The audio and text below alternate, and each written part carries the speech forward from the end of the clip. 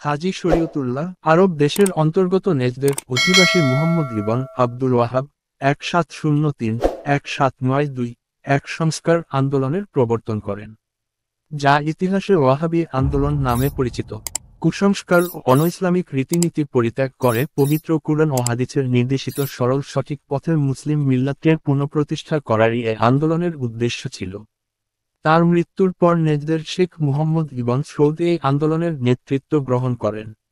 মক্কা ও মদিনায় এর প্রচার কেন্দ্র স্থাপন করা হয় এবং হজ্জের সময় মুসলমানদের নিকট এই সংস্কার বাণীর প্রচারের ব্যবস্থা করা হয়।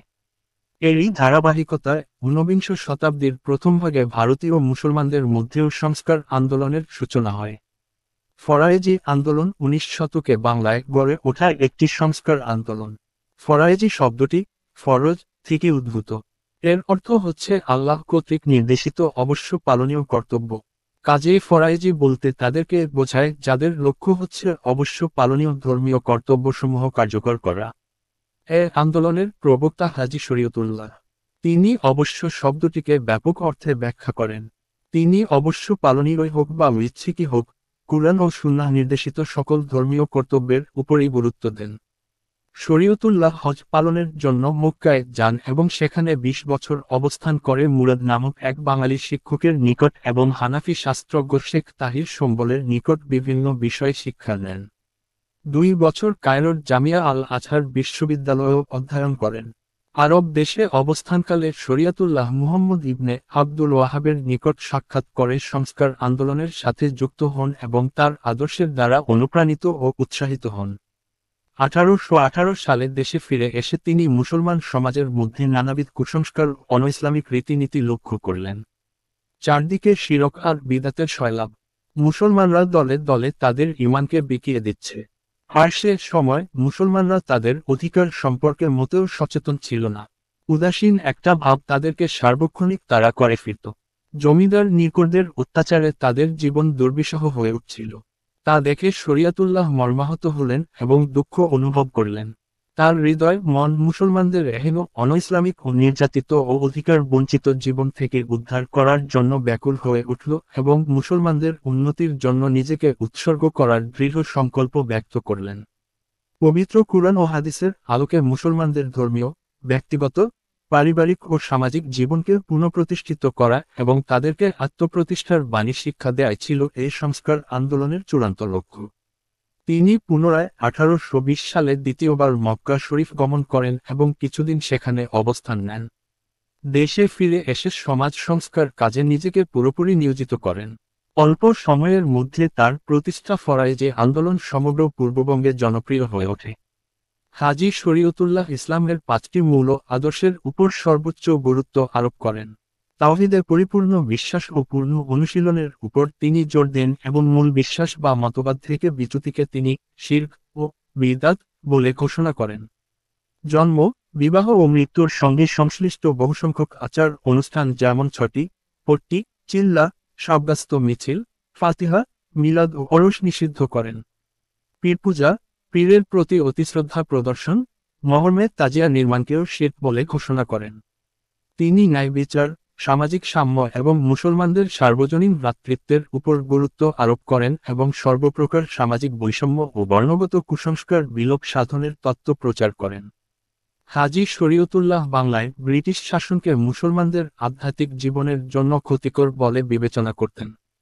তিনি মত প্রকাশ করেন যে, বাংলায় বৈধভাবে নিযুক্ত একজন মুসলিম শাসকের অনুপস্থিতি মুসলমানদের জুমার নামাজের জামায়াত অনুষ্ঠানের সুযোগ হতে বঞ্চিত করেছে।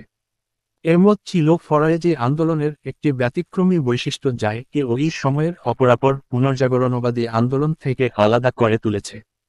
ইতিহাসবিদ জেমস ওয়াইজ হাজী শরীয়তুল্লাহকে নিজেদের দুঃখ দুর্দশা সম্পর্কে উদাসীন ও অসচেতন বাংলার মুসলমান কৃষকদের আত্মসচেতন ও উজ্জীবিত করার কাজে নিয়োজিত একজন একনিষ্ঠ ও সহানুভূতিশীল প্রচারকরূপে গণ্য করেন।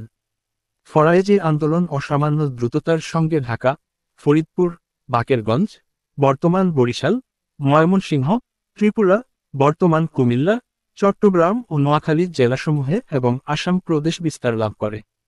যেসব এলাকায় নব্য হিন্দু জমিদার ও ইউরোপীয় নীলকরগণ শক্তিশালী ছিল এবং কৃষকদের উপর অত্যাচার চালাত, সকল এলাকায় এ আন্দোলন সর্বাধিক জনপ্রিয়তা অর্জন করে।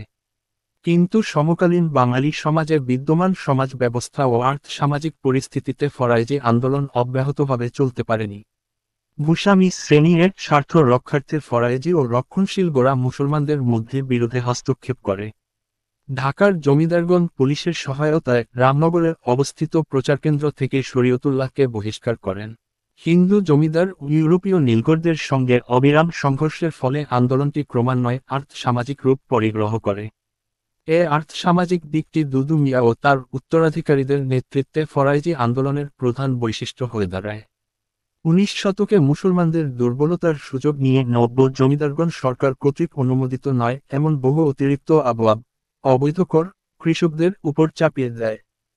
1872 সালে ফরিদপুরে কর্মরত ম্যাজিস্ট্রেটের এক তদন্তে প্রকাশ পায় যে কৃষকদের উপর জমিদারদের আরোপিত অবৈধ করের সংখ্যা 23-এর কম নয়। এমনকি তারা মুসলমান প্রজাদের কাছ থেকে কালীপূজা, দুর্গাপূজা ইত্যাদি অনুষ্ঠান উদযাপনের জন্য কর আদায় করত।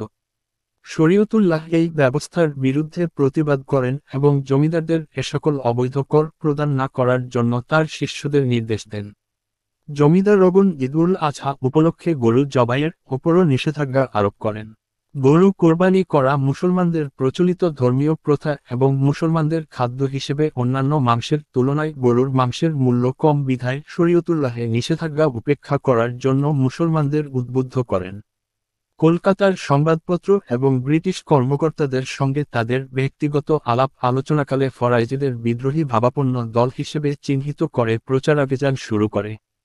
1837 সালে জমিদারগণ শরীয়তুল্লাহকে তিতুমিরের ন্যায় একটি রাজ্য প্রতিষ্ঠার প্রচেষ্টার অভিযোগে অভিযুক্ত করে।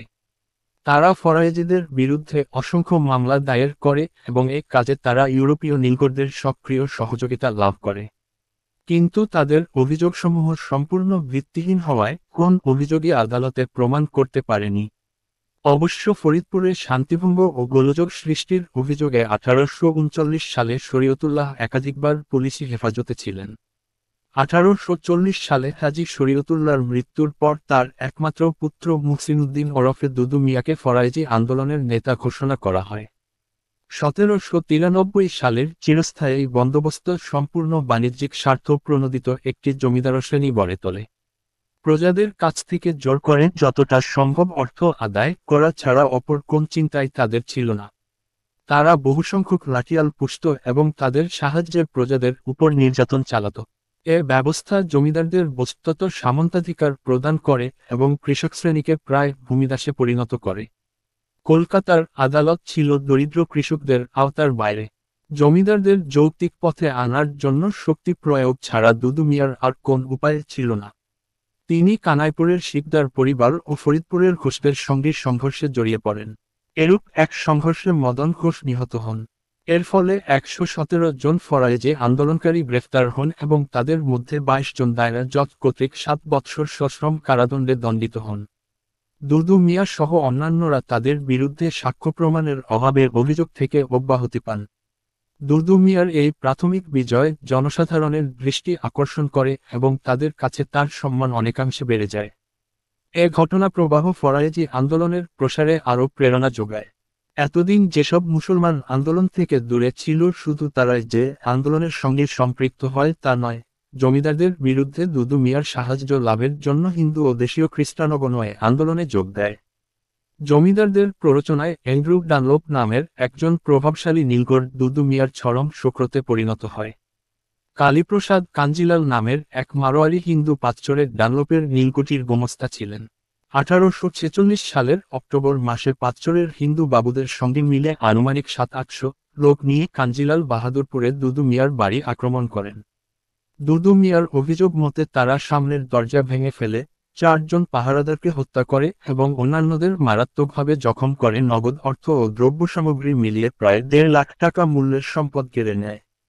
ঘটনাটি পুলিশকে জানালে হিন্দু পুলিশ কর্মকর্তা মৃত্যুঞ্জয় ঘোষ অবৈধ অস্ত্র রাখার অভিযোগে শুধুমাত্র আহত ব্যক্তিদের বিচারার্থে ম্যাজিস্ট্রেট কোর্টে প্রেরণ করেন। ডানলোপের গোমস্তা